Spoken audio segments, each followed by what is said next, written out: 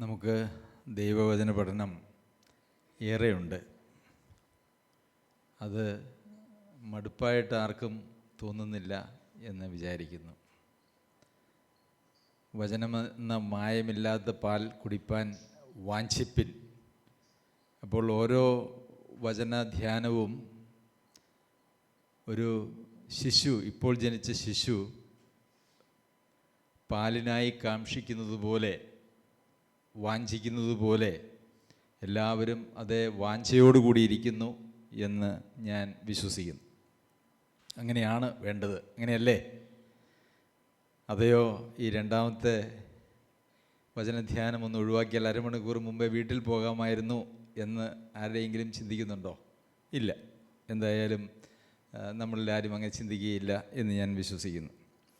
ശരി, നമുക്ക് കൊലോസ്യർക്ക് എഴുതിയ ലേഖനം 3-ാം അധ്യായത്തിൻ്റെ 15-ാമത്തെ വാക്യത്തിൻ്റെ അടിസ്ഥാനത്തിൽ ചില കാര്യങ്ങൾ നമുക്ക് ചിന്തിക്കാം. നാം ഇപ്രകാരമാണ് വായിക്കുന്നത്: ക്രിസ്തുവിൻ്റെ സമാധാനം നിങ്ങളുടെ ഹൃദയങ്ങളിൽ വാഴട്ടെ, അതിനല്ലോ നിങ്ങൾ ഏക ശരീരമായി വിളിക്കപ്പെട്ടുമിരിക്കുന്നത്. നന്ദിയുള്ളവരായും ഇരിപ്പിൻ. ആ വാക്യത്തിൻ്റെ നടുവിലത്തെ ഭാഗം ആണ് നിങ്ങളുടെ ശ്രദ്ധയിലേക്ക് കൊണ്ടുവരുവാൻ ഞാൻ ആഗ്രഹിക്കുന്നത്. അതിനല്ലോ നിങ്ങൾ ഏക ശരീരമായി വിളിക്കപ്പെട്ടിരിക്കുന്നത്. അപ്പോൾ നമ്മെ വിളിച്ചത് ഓരോരുത്തരെയും ഓരോരോ കാലഘട്ടങ്ങളിൽ വ്യക്തികളായിട്ടാണ് എന്ന് നമുക്കറിയാം. എന്നാൽ അങ്ങനെ വ്യക്തികളായിട്ട് ദൈവം വിളിച്ച് ആ വ്യക്തികളെ അപ്പോൾ തന്നെ ഒരു ശരീരത്തിൻ്റെ അവയവമായിട്ട് ദൈവം കൂട്ടിച്ചേർക്കുകയാണ് ചെയ്യുന്നത്. അതിനെക്കുറിച്ച് ഇതിൻ്റെ മുമ്പിലത്തെ ഞായറാഴ്ച നമ്മൾ അല്പം വിശദമായി നാം ചിന്തിക്കുകയുണ്ടായി. അപ്പോൾ ഒരാൾ യഥാർത്ഥത്തിൽ രക്ഷിക്കപ്പെട്ട് കഴിഞ്ഞാൽ ദൈവം ആ വ്യക്തിയെ താൻ പണിയുന്നതായിട്ടുള്ള സഭയോട് ചേർക്കും. ഒന്ന് സാർവത്രിക സഭയോട് ചേർക്കും. പക്ഷേ ആ സഭ ദൃശ്യമായൊരു സഭയല്ല. അതിനകത്ത് മരിച്ചുപോയവരും ഇപ്പോൾ ജീവിക്കുന്നവരും ഇനി ജനിച്ച് രക്ഷിക്കപ്പെടുന്നവരുമായിട്ടുള്ള ആളുകളെല്ലാം അതിൽ ഉൾപ്പെടുന്നതാണ്. അതൊരു ദൃശ്യമായ സഭയല്ല. എന്നാൽ ഇവിടെ കൊലോസ്യയിലുള്ള വിശ്വാസികളോട് പൗലോസ് അപ്പോസ്തലൻ പറയുമ്പോൾ, അതിനല്ലോ നിങ്ങൾ ഏക ശരീരമായി വിളിക്കപ്പെട്ടുമിരിക്കുന്നത്. അതിനല്ലോ നിങ്ങൾ ഏക ശരീരമായി വിളിക്കപ്പെട്ടുമിരിക്കുന്നത്. അപ്പോൾ കൊലോസ്യയിലുള്ള സഭയെ ഒരു ശരീരമായിട്ട് കർത്താവ് വിളിച്ചിരിക്കുന്നു എന്നാണ് അതിൻ്റെ അർത്ഥം. ഒരു വ്യാഖ്യാനവും അതിന് ആവശ്യമില്ല. സഭ ഒരു ശരീരമാണ് എന്നുള്ളതിനെക്കുറിച്ച് നാം ചിന്തിക്കുകയും പഠിക്കുകയും ഒക്കെ ചെയ്തു. സഭ ഒരു ശരീരമാണ്. അതിലെ അംഗങ്ങളെല്ലാം ആ ശരീരത്തിൻ്റെ അവയവങ്ങളാണ് എന്നുള്ള കാര്യത്തെക്കുറിച്ച് നിങ്ങൾക്ക് വളരെ കൃത്യമായ ദൈവവചനത്തിൻ്റെ അടിസ്ഥാനത്തിലുള്ള അറിവ് ഉണ്ട് എന്ന് ഞാൻ വിശ്വസിക്കുന്നു. അങ്ങനെ ഒരു ശരീരമാണ് എങ്കിൽ ആ ശരീരത്തിന് ഉണ്ടാകേണ്ടതായിട്ടുള്ള 4 പ്രധാന കാര്യങ്ങളും പ്രത്യേകതകളും നാം അല്പമായി ചിന്തിക്കുകയുണ്ടായി. നിങ്ങളുടെ ശ്രദ്ധയിലേക്ക് അതൊന്നുകൂടി കൊണ്ടുവരുവാനായിട്ട് ഞാൻ ആഗ്രഹിക്കുന്നു. ഒരു ശരീരമാണ് എങ്കിൽ ആ ശരീരത്തിൻ്റെ എല്ലാ പ്രവർത്തനങ്ങളും നിയന്ത്രിക്കുന്നത് ആ ശരീരത്തിൻ്റെ തലയാണ്, അല്ലേ? നമ്മുടെ എല്ലാ പ്രവർത്തനങ്ങളും നിയന്ത്രിക്കുന്നത് ശരീരത്തിൻ്റെ തലയാണ്. അപ്പോൾ ക്രിസ്തുവിൻ്റെ ശരീരമായിരിക്കുന്ന സഭയുടെ തല ആരാണ്? ക്രിസ്തുവാണ്. അപ്പോൾ ഒരു സഭ മുമ്പോട്ട് പോകേണ്ടത് എവിടെ നിന്ന് ലഭിക്കുന്നതായിട്ടുള്ള നിർദ്ദേശങ്ങളുടെ അടിസ്ഥാനത്തിലാണ്? ക്രിസ്തുവാകുന്ന തലയിൽ നിന്ന് ലഭിക്കുന്നതായ നിർദ്ദേശങ്ങൾക്കനുസരിച്ചിട്ടാണ് ഒരു സഭ പോകേണ്ടത്. സഭ പോകേണ്ടത് എന്ന് പറയുമ്പോൾ വിശ്വാസികൾ പോകേണ്ടത് എന്നല്ല ഇവിടെ എഴുതിയേക്കുന്നത്, അല്ലേ? സഭ പോകേണ്ടതെന്നാണ്. അങ്ങനെയാണ് നമുക്ക് വചനത്തിൽ ശരീരം എന്നുള്ള ആ ഒരു തത്വം മനസ്സിലാക്കിയാൽ വിശ്വാസികൾ ഓരോരുത്തരും അങ്ങനെ പോകേണ്ടുന്നവർ തന്നെയാണ്. എന്നാൽ സഭയും കൃത്യമായ തലയിൽ നിന്നുള്ളതായിട്ടുള്ള നിർദ്ദേശത്തിൻ്റെ അടിസ്ഥാനത്തിൽ പോകേണ്ടുന്നത് ആവശ്യമാണ്. അങ്ങനെ തലയിൽ നിന്നുള്ളതായിട്ടുള്ള നിർദ്ദേശം കൃത്യമായി ഒരു സഭയിൽ നടപ്പാകണമെങ്കിൽ ആ സഭ തീർച്ചയായും ഒന്നായിരിക്കണം, അല്ലേ? ഒരു ശരീരം പോലെ ആയിരിക്കണം. എൻ്റെ കൈ ഈ ശരീരത്തിൽ നിന്നൊരല്പം വേർപെട്ട് നിന്നാൽ തലയിൽ നിന്നുള്ളതായിട്ടുള്ള നിർദ്ദേശം സ്വീകരിക്കുവാൻ കൈക്ക് കഴിയുമോ? ഇല്ല. അപ്പോൾ ദൈവമക്കൾ, വിശ്വാസികളെല്ലാവരും അവർ ഒന്നായാൽ മാത്രമേ തലയിൽ നിന്നുള്ളതായിട്ടുള്ള നിർദ്ദേശങ്ങൾ സ്വീകരിക്കുവാനായിട്ട് സഭയ്ക്ക് കഴിയുകയുള്ളൂ. അതുകൊണ്ട്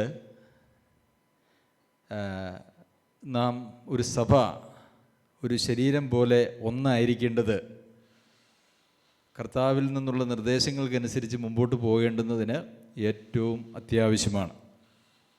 രണ്ടാമത്തെ പ്രത്യേകത ഒരു ശരീരത്തിൻ്റെ നാം കണ്ടത്, ഒരു ശരീരമാണെങ്കിൽ ഒരു ഹൃദയവും ഒരു വായും ഒരു മനസ്സും ഒരഭിപ്രായവും ഒരു ഭാവവും, അതെല്ലാം ക്രിസ്തുവിലുള്ള ഭാവം തന്നെ. അങ്ങനെ അതെല്ലാം ഒന്നായിരിക്കണം എന്ന് നമ്മൾ ചിന്തിച്ചു. ഒരു മനുഷ്യനിൽ തീർച്ചയായിട്ടും വ്യത്യസ്തങ്ങളായിട്ടുള്ള മനസ്സില്ല, രണ്ട് ഹൃദയമില്ല, രണ്ട് അഭിപ്രായങ്ങൾ ഇല്ല. അഭിപ്രായങ്ങൾക്ക് വ്യത്യാസം വരാം, പക്ഷേ ഒരേ സമയത്ത് രണ്ട് അഭിപ്രായം ഒരിക്കലും നിലനിൽക്കുവാനായിട്ട് കഴിയുകയില്ല. അപ്പോൾ ഒരു ശരീരമാണ് എങ്കിൽ അതിനകത്ത് എല്ലാം ഒന്നായിരിക്കണം, അഭിപ്രായം എല്ലാം ഒന്നായിരിക്കണം. എന്നാൽ എത്ര വ്യത്യസ്തമായിട്ടുള്ള അഭിപ്രായങ്ങളുണ്ടെങ്കിലും കുഴപ്പമില്ല, വ്യത്യസ്തങ്ങളായിട്ടുള്ള ആളുകളൊക്കെ അങ്ങനെ ഒരുമിച്ച് കൂടി അവരുടെ വ്യത്യസ്തതകളോടുകൂടി ജീവിക്കുന്നതാണ് ദൈവസഭ എന്നൊക്കെയാണെന്ന് ലോകത്തിൽ സഭയെക്കുറിച്ച് പഠിപ്പിക്കുന്നത്. എന്നാൽ അങ്ങനെ ഒരു പരിപാടി ബൈബിളിൽ നമുക്ക് കാണുവാനായിട്ട് കഴിയില്ല. ഇന്ന് സഭകളിലെ എല്ലാം അധപ്പതനത്തിൻ്റെ ഒരു കാരണമെന്ന് പറയുന്നത് അങ്ങനെ ചെതറിക്കിടക്കുന്ന ഒരു യോജിപ്പുമില്ലാത്ത ആളുകളുടെ കൂട്ടത്തെ സഭ എന്ന് വിളിക്കുന്നത് കൊണ്ടാണ്. അപ്പോൾ ശരീരമാണെങ്കിൽ എല്ലാവർക്കും ഒരു ഹൃദയവും ഒരു മനസ്സും ഒരു വായും ഒരു ഭാവവും ഒരു അഭിപ്രായവുമൊക്കെ ആയിരിക്കും ഉണ്ടായിരിക്കേണ്ടത്. അതുകൊണ്ട് നാം ഒരു സഭയായി പ്രവർത്തിക്കുമ്പോൾ നമ്മളിൽ വ്യത്യസ്തങ്ങളായിട്ടുള്ള കാഴ്ചപ്പാടുകൾക്ക് യാതൊരു പ്രസക്തിയുമില്ല. അങ്ങനെ എന്തെങ്കിലും വ്യത്യസ്തതകൾ ഉണ്ടെങ്കിൽ എവിടെയോ ചില പരാജയങ്ങളുണ്ട് അല്ലെങ്കിൽ കുറവുകളുണ്ട്, അത് നികത്തി കഴിഞ്ഞാൽ ആ വ്യത്യസ്തതകൾ അങ്ങ് മാറും എന്നുള്ളതേ ഉള്ളൂ. അതിന് ഉള്ള ഉത്തരവാദിത്വം നമുക്കെല്ലാവർക്കും ഉണ്ട്. മൂന്നാമത്തെ കാര്യം, ശരീരമായിട്ട് വിളിക്കപ്പെടുമ്പോൾ ശരീരത്തിൻ്റെ പ്രത്യേകത എന്ന് പറയുന്നത്, ശരീരം ക്രിസ്തുവിൻ്റെ ഭയത്തിൽ അന്യോന്യം കീഴ്പ്പെട്ടിരിക്കുന്നതിലൂടെ മാത്രമാണ് ഒരു സഭയ്ക്ക് ഒരു ശരീരമായി തീരുവാൻ കഴിയുന്നത്. എങ്ങനെയാണ്? ക്രിസ്തുവിൻ്റെ ഭയത്തിൽ അന്യോന്യം കീഴ്പ്പെട്ടിരിക്കുക. നമ്മുടെ ശരീരത്തിലേക്ക് നോക്കിയാൽ അന്യോന്യം കീഴ്പ്പെടാതെ പൊങ്ങച്ചം പറയുന്ന ഏതെങ്കിലും സഭയുണ്ടോ? ഞാൻ നിന്നേക്കാൾ വലിയവനാണ് എന്നോ ശ്രേഷ്ഠനാണ് എന്നോ, അല്ലെങ്കിൽ ഞാനില്ലാതെ നിനക്ക് പറ്റില്ല, അങ്ങനെ ഏതെങ്കിലും അവയവം പറയുമോ? നമ്മുടെ ശരീരത്തിൽ എല്ലാ അവയവങ്ങൾക്കും സ്ഥാനമുണ്ട്, പ്രസക്തിയുണ്ട്, പ്രാധാന്യമുള്ളതാണ്. വ്യത്യസ്തങ്ങളായിട്ടുള്ള ക്രമീകരണങ്ങളും അതുപോലെ തന്നെ വ്യത്യസ്തങ്ങളായിട്ടുള്ള സ്വഭാവങ്ങളും ഒക്കെയാണ് ഈ അവയവങ്ങൾക്കുള്ളത് അവൻ്റെ പ്രവർത്തന തലത്തിൽ. എങ്കിലും നമുക്ക് കാണാൻ കഴിയുന്നത് എല്ലാ അവയവങ്ങളും അന്യോന്യം കീഴ്പ്പെട്ടാണ് ഇരിക്കുന്നത്. ക്രിസ്തുവിൻ്റെ ഭയത്തിൽ അന്യോന്യം കീഴ്പ്പെട്ടിരിക്കാതെ ഇരിക്കുന്ന വ്യക്തികൾക്ക് ഒരു സഭയായി തീരുവാനായിട്ട് കഴിയുന്നതല്ല. അതുപോലെ തന്നെ ഒരു സഭ ഒരു ശരീരമാണ് എങ്കിൽ ആ ശരീരത്തിലുള്ള എല്ലാ അവയവങ്ങൾക്കും ആ ശരീരത്തെക്കുറിച്ച് ഉള്ള ഉത്തരവാദിത്തങ്ങളുണ്ട്. പ്രസക്തരല്ലാത്ത ആരും പ്രസക്തമല്ലാത്ത ഒരു അവയവവും നമ്മുടെ ശരീരത്തിലില്ല. ആവശ്യമില്ലാത്ത ഒരവയവവും നമ്മുടെ ശരീരത്തിലില്ല. ശാസ്ത്രജ്ഞന്മാർ പരിണാമപ്രകാരമാണ് മനുഷ്യനുണ്ടായത് എന്ന് പറഞ്ഞ് അവർ ശരീരത്തിൽ ആവശ്യമില്ലാത്തൊരവയവം ഉണ്ട് എന്ന് പറഞ്ഞ് അവർ കുറച്ച് കാലം, ഒരല്പകാലം അവർ ചില വാദപ്രതിവാദങ്ങളൊക്കെ നടത്തി.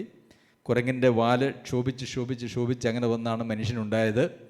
അപ്പോൾ ക്ഷോഭിച്ച് വന്നപ്പോൾ നട്ടെല്ലിൻ്റെ അവസാനത്തെ കശേരുക, കോക്കിക്സ് എന്നാണ് അതിന് പറയുന്നത്, അതില്ലെങ്കിലും മനുഷ്യന് കുഴപ്പമില്ല, മനുഷ്യൻ്റെ ശരീരത്തിൻ്റെ ഒരു പ്രവർത്തനത്തിനും അത് ആവശ്യമില്ല എന്നൊരു വാദഗതിയൊക്കെ പരിണാമ സിദ്ധാന്തവാദികൾ ഉന്നയിച്ചു.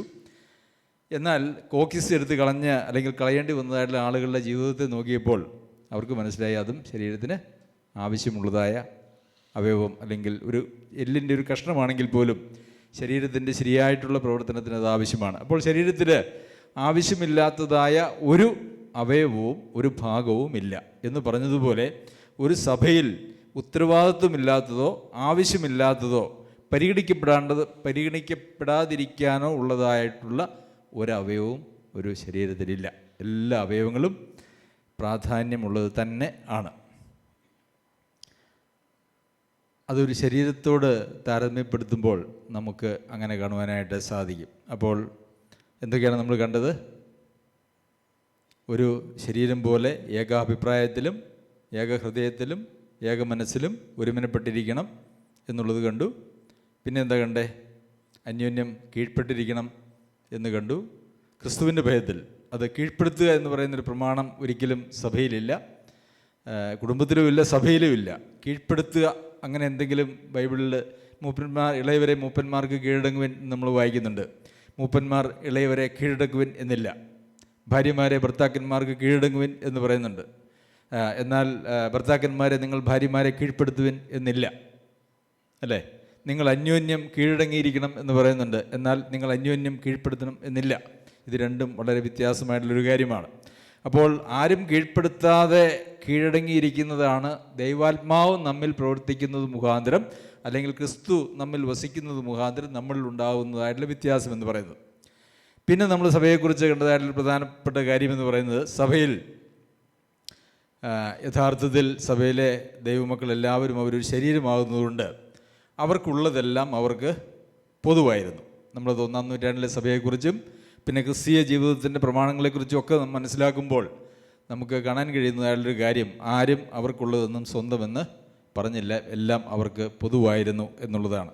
ഇതൊക്കെയാണ് ഒരു ശരീരമാണെങ്കിൽ, അല്ലെ, ഈ കൈ എൻ്റെ മാത്രമാണ് എന്ന് പറയാനായിട്ട് ശരീരത്തിൽ ഏതെങ്കിലും അവയവം വരുമോ? ഇല്ല. എല്ലാ അവയവങ്ങളും എല്ലാത്തിനും പൊതുവായിട്ടുള്ള പ്രവർത്തനത്തിന് വേണ്ടിയിട്ടാണ്. നമ്മുടെ ശരീരത്തിൽ എവിടെയെങ്കിലും എന്ത് പരിക്കും ഉണ്ടായാൽ അപ്പോൾ തന്നെ നമ്മുടെ ശരീരത്തിലെ എല്ലാ അവയവങ്ങളും ഒരുമിച്ച് ആ ഒരു പരിക്കിന് ക്രമീകരണം വരുത്താനായിട്ട് ശ്രമിക്കും. അപ്പോൾ ഇതൊരു സഭയുടെ പ്രത്യേകതയാണ്. ദൈവവചനത്തിൽ നമുക്കത് വളരെ കൃത്യമായിട്ട് കാണുവാനായിട്ട് കഴിയും. ശരി, ഇത്രയൊക്കെ നമ്മൾ കഴിഞ്ഞതിന് മുമ്പിലത്തെ ആഴ്ച ചിന്തിച്ചതാണ്. അതിൽ നിന്നൊന്നും ഞാൻ ഇപ്പോൾ കൂട്ടി പറഞ്ഞിട്ടില്ല. എന്നാൽ ഇനി അടുത്ത ഒരു തലത്തിലേക്ക് നമ്മളുടെ ചിന്താഗതികളെ നാം കൊണ്ടുപോകണം. നാം അങ്ങനെ ദൈവവചനം അങ്ങനെ നമ്മുടെ ബുദ്ധിയിൽ പഠിച്ച് ബുദ്ധി വികസിച്ച്, അല്ലെങ്കിൽ അറിവ് സമ്പാദിച്ച് വേണമെങ്കിൽ വീണ്ടും അതിനെക്കുറിച്ച് എന്തെങ്കിലുമൊക്കെ കുറച്ചുകൂടി മേന്മയായി പഠിപ്പിക്കാൻ കഴിയുന്ന ഒരവസ്ഥയിലേക്ക് എത്തിയിട്ട് കാര്യമില്ലല്ലോ. ഇനി നമുക്ക് ഓരോരുത്തർക്കും നമ്മളിലേക്ക് തന്നെ ഒന്ന് നോക്കാം. മറ്റാരിലേക്കുമല്ല, നമുക്ക് ഓരോരുത്തർക്കും നമ്മളിലേക്ക് തന്നെ ഒന്ന് നോക്കാം. ഞാൻ ക്രിസ്തുവിൻ്റെ ശരീരമായിരിക്കുന്ന സഭയുടെ ഒരവയവമാണോ?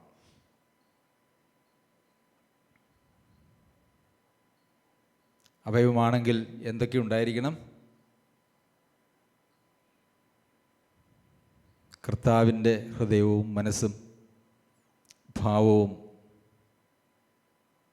എല്ലാമുള്ള ആ കൂട്ടത്തിൽ ഞാനും അതിനോട് ചേർന്നിരിക്കുന്നവനായിരിക്കണം, അല്ലെങ്കിൽ ചേർന്നിരിക്കുന്നവളായിരിക്കണം. ഏക ശരീരമായിട്ടാണ് വിളിച്ചിരിക്കുന്നത്. ഒരു സഭയെ സംബന്ധിച്ച് കൊലോസിയിലെ സഭയോട് പറയുന്നില്ല, നിങ്ങളെ 2 ശരീരങ്ങളായിട്ട് ഞാൻ വിളിച്ചിരിക്കുന്നു. ഇല്ലില്ല, ഒരൊറ്റ ശരീരമേ ഉള്ളൂ. അപ്പോൾ നാം, അല്ലേ, 1-ാമത്തെ അപ്പോസ്തലപ്രവൃത്തികൾ 2-ാം അധ്യായത്തിൽ നമ്മൾ വായിക്കുന്നത്, അവർ ഒരുമിച്ചിരുന്നു, അവർ ചേർന്നിരുന്നു, അവർക്കൊരഭിപ്രായമായിരുന്നു. അതുപോലെ നാം എല്ലാവരിൽ നിന്നും വിട്ട്, അല്ലെങ്കിൽ സഭയുടെ ആ ഒരു പൊതുവായിട്ടുള്ള കാര്യങ്ങളിൽ നിന്നും വിട്ട് നമ്മളുടേതായിട്ടുള്ള ഐഡൻറ്റിറ്റിയും അഭിപ്രായങ്ങളും താല്പര്യങ്ങളും വെച്ച് മുമ്പോട്ട് പോകുവാൻ ആഗ്രഹിക്കുന്ന ആളുകളാണോ? നാം ചേർന്നിട്ടുണ്ടോ? രക്ഷിക്കപ്പെടുന്നവരെ കർത്താവ് ദിനംപ്രതി സഭയോട് ചേർത്തുകൊണ്ടിരുന്നു. അങ്ങനെ കർത്താവ് ചേർക്കാൻ ശ്രമിക്കുമ്പോൾ നാം ചേരണം, വേണ്ടേ? നാം യഥാർത്ഥത്തിൽ ചേർന്നിട്ടുണ്ടോ? എൻ്റെ സഭയുടെ ഒരു അവിഭാജ്യ ഘടകമാണ് ഞാൻ. എൻ്റെ സഭയുടെ ഒരു ഉത്തരവാദിത്വമുള്ള അവയവമാണ് ഞാൻ എന്ന് നമുക്ക് നമ്മളെക്കുറിച്ച് തോന്നിയിട്ടുണ്ടോ? അല്ലെങ്കിൽ നാം നമ്മെ അങ്ങനെ തന്നെയാണോ കാണുന്നത്? തിയറി നമ്മൾ പഠിച്ചു അല്ലേ? 2 ആഴ്ച മുമ്പ് നമ്മൾ തിയറി പഠിച്ചു. ഇനി നമുക്കതിൻ്റെ പ്രാക്ടിക്കലിലേക്ക് കിടക്കണം. അങ്ങനെ ചിന്തിക്കുന്നുണ്ടോ? ഞാൻ എൻ്റെ സഭയുടെ അല്ലെങ്കിൽ ആ ശരീരത്തിൻ്റെ ഒരു അവയവമാണ് ഞാൻ. ഒരവയവമാണ് എന്ന് പറയുമ്പോൾ ആ അവയവത്തിന് അത് ചേർന്നിരിക്കാനായിട്ടുള്ള താല്പര്യമുണ്ടാകും. ഒരിക്കലും ഒരു അവയവത്തിന് ശരീരത്തിൽ നിന്ന് വിട്ടുപോകാനായിട്ടുള്ള താല്പര്യമില്ല.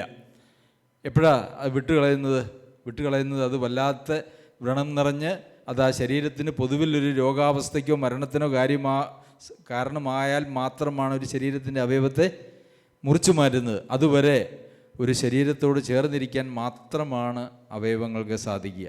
പ്രിയമുള്ളവരെ, നാം അങ്ങനെയാണോ?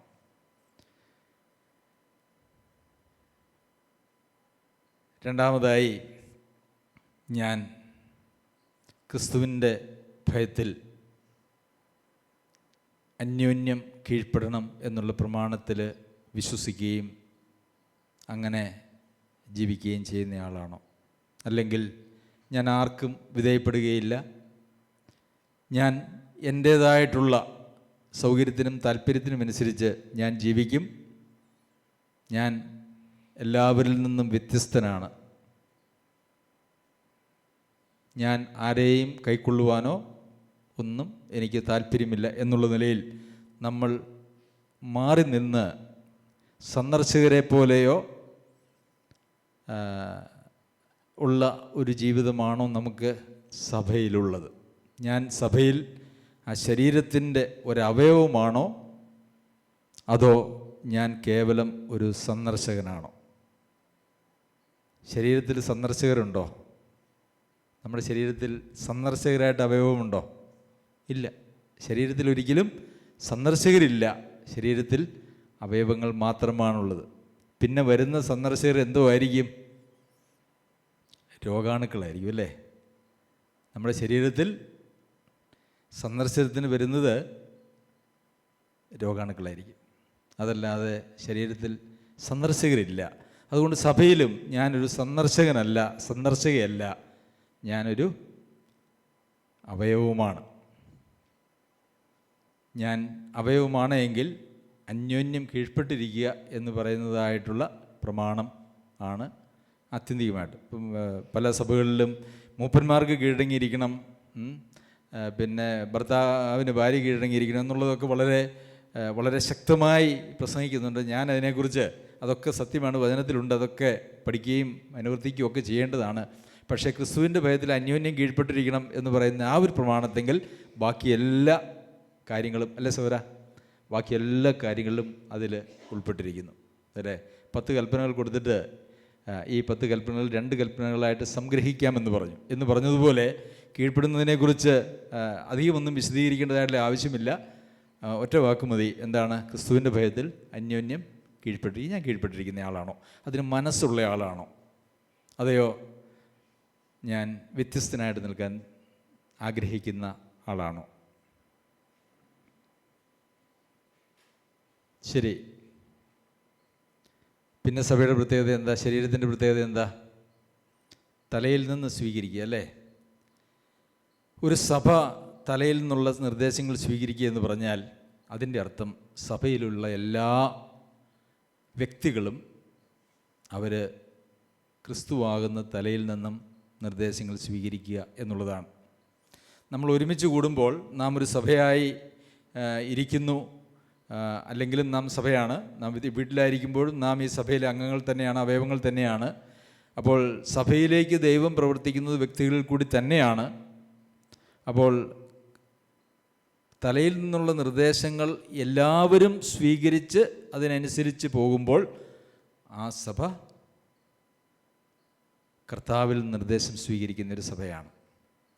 വെളിപ്പാട് പുസ്തകത്തിൽ സഭകൾക്ക് എഴുതുമ്പോൾ അവിടെ ഒരു സഭയെക്കുറിച്ച് പറഞ്ഞിരിക്കുന്നത് ഉടുപ്പ് മലിനമാകാത്ത ചിലർ, ഉടുപ്പ് മലിനമാകാത്ത ചിലർ നിങ്ങളുടെ കൂടെയുണ്ട്. ചിലരെക്കുറിച്ചേ അവിടെ പറയുന്നുള്ളൂ.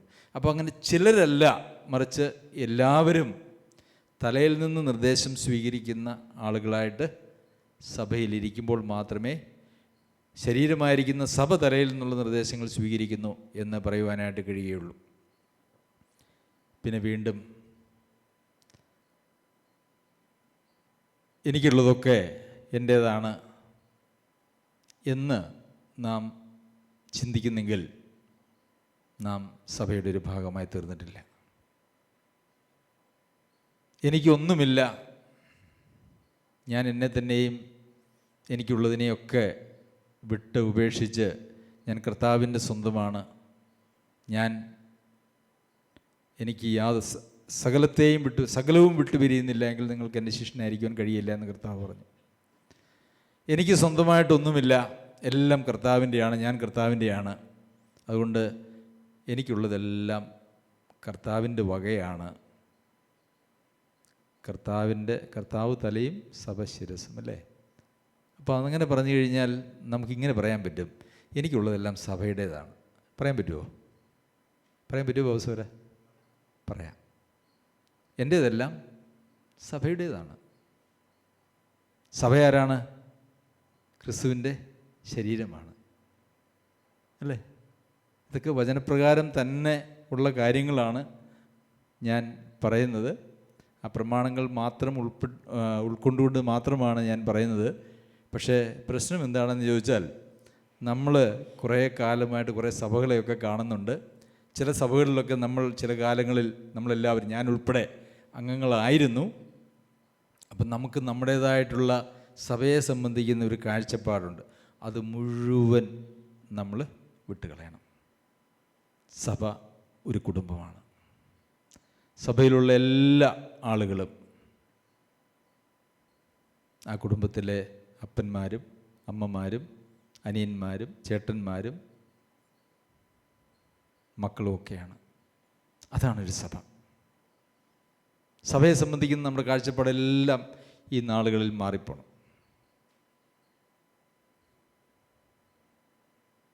എൻ്റെ മക്കൾ എന്ന് പറയുമ്പോൾ എനിക്ക് ജോഷുവയും ജോയലും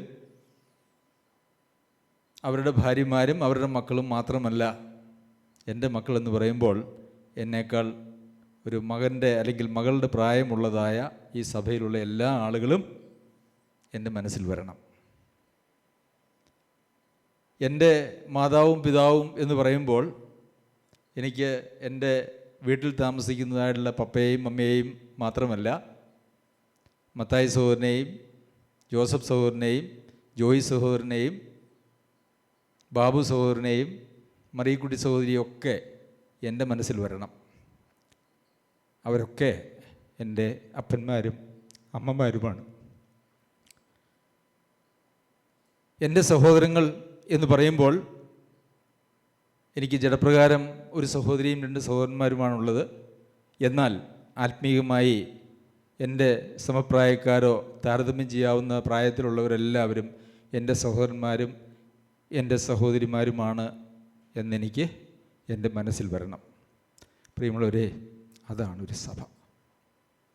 ഈ കാഴ്ചപ്പാടുകളൊന്നും നമുക്കില്ല എങ്കിൽ നാം ആ ശരീരത്തിൻ്റെ ഭാഗമായിട്ടില്ല, ആ ശരീരത്തിൻ്റെ ഭാഗം ആയിട്ടില്ല.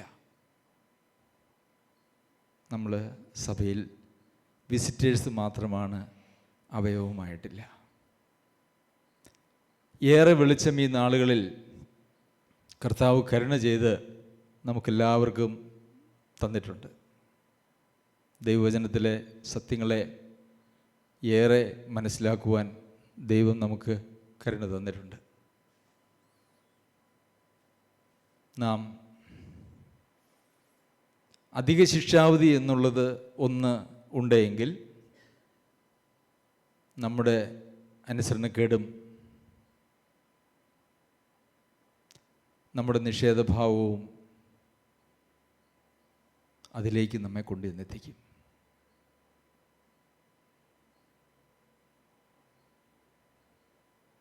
നമ്മളുടെ ഹൃദയത്തിലുള്ള നമ്മളുടെ മനോഭാവങ്ങളെ മറ്റുള്ളവർക്ക് ആർക്കും വിവേചിക്കുവാനായിട്ട് കഴിയുകയില്ല. അങ്ങനെയുള്ള വിവേചനാപരം ഒന്നും നമുക്ക് പൂർണ്ണമായി സംശയ വിചാരങ്ങളെ വിധിക്കരുതെന്നാണല്ലോ കർത്താവ് പറഞ്ഞിരിക്കുന്നത്. അങ്ങനെയൊന്നുമില്ല. നമുക്കെല്ലാവർക്കും നമ്മുടെ ഉള്ളിലേക്ക് നോക്കാം, നമ്മുടെ തന്നെ ഹൃദയത്തിലേക്ക് നോക്കാം. നാം യഥാർത്ഥത്തിൽ ക്രിസ്തു തൻ്റെ ശരീരമായിരിക്കുന്ന സഭയോട് രക്ഷിക്കപ്പെട്ടവരെയൊക്കെയും ചേർത്തു. നാം രക്ഷിക്കപ്പെട്ടവരാണെങ്കിൽ നാം ആ സഭയോട് ചേരേണ്ടത് ആവശ്യമാണ്. ഞാൻ വ്യത്യസ്തനായിട്ടുള്ള ഒരാളും ഞാൻ മറ്റുള്ളവരെ അംഗീകരിക്കാൻ മനസ്സില്ലാത്ത ഒരാളും എൻ്റേതൊന്നും പുതുവക എന്നെണ്ണാൻ മനസ്സില്ലാത്ത ആളും ഞാൻ കീഴ്പ്പെട്ടിരിക്കാൻ മനസ്സില്ലാത്ത ഒരാളും എനിക്ക് യാതൊരു ഉത്തരവാദിത്വവും പദവിയും ഈ സഭയിൽ ഒരു സഭയിലില്ല എന്ന് ചിന്തിക്കുന്നതായിട്ടൊരാളും ഒരുപക്ഷെ ഒരുമിച്ചിരിക്കുന്നുണ്ടാവാം. പക്ഷേ കർത്താവിൻ്റെ കണക്കിൽ കർത്താവിൻ്റെ മുമ്പാകെ ആ സഭയുടെ അംഗമായിരിക്കുവാൻ യാതൊരു സാധ്യതയുമില്ല. ഒരുമിച്ചിരുന്നാൽ, ശരീരത്തോട് ചേർന്നാൽ അങ്ങനെ വ്യത്യസ്തത സൂക്ഷിക്കുവാനായിട്ടുള്ള യാതൊരു അനുവാദവുമില്ല. ശരീരത്തിൽ നിന്ന് വേർപെട്ടിരിക്കുന്ന ആളുകൾക്ക് മാത്രമേ വ്യത്യസ്തതയ്ക്ക് അനുവാദമുള്ളൂ. നാം ശരീരമാണെങ്കിൽ വ്യത്യസ്തതയ്ക്കുള്ളതായ ഒരനുവാദവും നമ്മളിലില്ല. എനിക്കറിയാം ഞാൻ പറയുന്നത് എന്തു വാക്കാ ബ്രദറെ? കഠിന വാക്ക്. പക്ഷെ ബൈബിളിൽ ഇതേ ഉള്ളൂ. ബൈബിളിൽ നിന്ന് തിരിച്ചൊന്ന് പഠിപ്പിക്കാൻ വാക്യമില്ല കേട്ടോ, വചനമില്ല. നമ്മളെ പ്രശ്നത്തിലാക്കിയിരിക്കുന്നത് തെറ്റായിട്ടുള്ള കാര്യങ്ങൾ ഒത്തിരി അതിൻ്റേതായിട്ടുള്ള മട്ടുകൾ നമ്മളുടെ ഹൃദയത്തിൽ വെച്ചിരിക്കുന്നത് കൊണ്ടാണ്. ആ മട്ടിലേക്കാണ് നാം പുതിയതായ വചനമൊക്കെ അങ്ങനെ കൊടുക്കുന്നത്. മട്ടിലേക്ക് നല്ല തെളിഞ്ഞ ഒരു മട്ടിലേക്ക് തെളിഞ്ഞ വെള്ളം ഒഴിച്ചാൽ എന്താകും? അതങ്ങ് കലങ്ങും അല്ലേ? കലങ്ങിക്കഴിഞ്ഞാൽ നമുക്ക് എന്തെങ്കിലും കാണാൻ പറ്റുമോ? ഒന്നും കാണാൻ പറ്റില്ല. നമ്മളുടെ സഭയെക്കുറിച്ചുള്ളതായിട്ടുള്ള തെറ്റായിട്ടുള്ള കാഴ്ചപ്പാടുകളാകുന്ന മട്ടുകളെല്ലാം നീക്കി തെളിഞ്ഞതായിട്ടുള്ള വചനം നാം നമ്മുടെ ഹൃദയത്തിലേക്ക് സ്വീകരിക്കുമ്പോൾ, ഒഴിക്കുമ്പോൾ നമുക്കെല്ലാം തെളിവായി കാണാം. ആ തെളിഞ്ഞ കണ്ണിലൂടെയും തെളിഞ്ഞ വചനത്തിലൂടെയും നമ്മുടെ കൂടെ അപ്പം നുറുക്കുന്നതായിട്ടുള്ള സഹോദരീ സഹോദരന്മാരെ കാണുമ്പോൾ നമുക്കെന്ത് തോന്നും? അവർ എൻ്റെ അപ്പനാണെന്ന് തോന്നും, എൻ്റെ അമ്മയാണെന്ന് തോന്നും, എൻ്റെ മകനാണെന്ന് തോന്നും, എൻ്റെ മകളാണെന്ന് തോന്നും, എൻ്റെ സഹോദരനാണെന്ന് തോന്നും, എൻ്റെ സഹോദരിയാണെന്ന് തോന്നും. ആ തോന്നലാണ് സഭയിലുണ്ടായിരിക്കേണ്ടത്. കർത്താവ്, സഭ എന്ന് പറയുന്നത് കർത്താവിൻ്റെ മണവാട്ടിയാണല്ലേ. കർത്താവ് പരിശുദ്ധനാണ്, വിശുദ്ധനാണ്. കർത്താവിൻ്റെ മണവാട്ടി എങ്ങനെയായിരിക്കണം?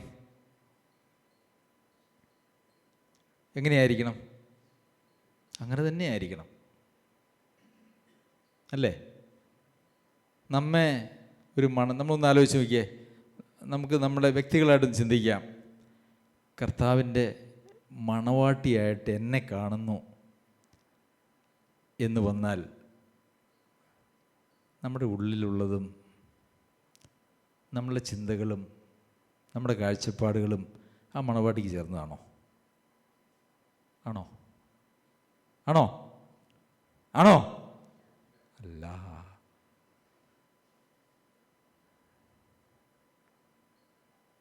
പ്രിയമുള്ളവരെ, പഠിച്ച് കുളിപ്പിച്ച് കൊച്ചില്ലാതെയായി എന്നുള്ളൊരവസ്ഥയിലല്ല.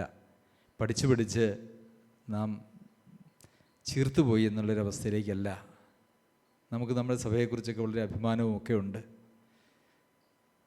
ആ അഭിമാനത്തിനൊന്നും ഒരു 50% മാർക്ക് കൊടുക്കണം എന്ന് ഞാൻ വിചാരിക്കുന്നില്ല. ഒത്തിരി ദൂരം നാം ഇനി സഞ്ചരിക്കേണ്ടതായിട്ടുണ്ട്. ദൈവം നമ്മെ സഹായിക്കട്ടെ. നമുക്ക് എഴുന്നേറ്റ് നിന്ന് ഒരു പാട്ട് പാടി പ്രാർത്ഥിച്ച് നമുക്ക് മീറ്റിംഗ് അവസാനിപ്പിക്കാം. പ്രിയ ബാബു സഹോദരനാണ് പ്രാർത്ഥിക്കേണ്ടത്. നമ്മുടെ അരുൺ ചികിത്സയ്ക്കായിട്ട് നാളെ വെല്ലൂരേക്ക് കടന്നു പോവുകയാണ്. അരുൺ വെല്ലൂരിലെ ചികിത്സ കഴിഞ്ഞ് വരുമ്പോൾ ആരോഗ്യവാനായി നല്ല ഒരു പുരോഗതിയോടുകൂടി വരണം. അതിനു വേണ്ടിയിട്ട് പ്രത്യേകാൽ അരുണിനെ ഓർത്ത് സഹോദരൻ പ്രാർത്ഥിക്കണം. അതുപോലെ അലനെയും ജിജി സിസ്റ്ററിനെയും ഓർക്കണം എന്നപേക്ഷിക്കുന്നു. നമുക്കെല്ലാവർക്കും എഴുന്നേറ്റ് നിൽക്കാം, ഒരു പാട്ട് പാടാം. സുമ സഹോദരി.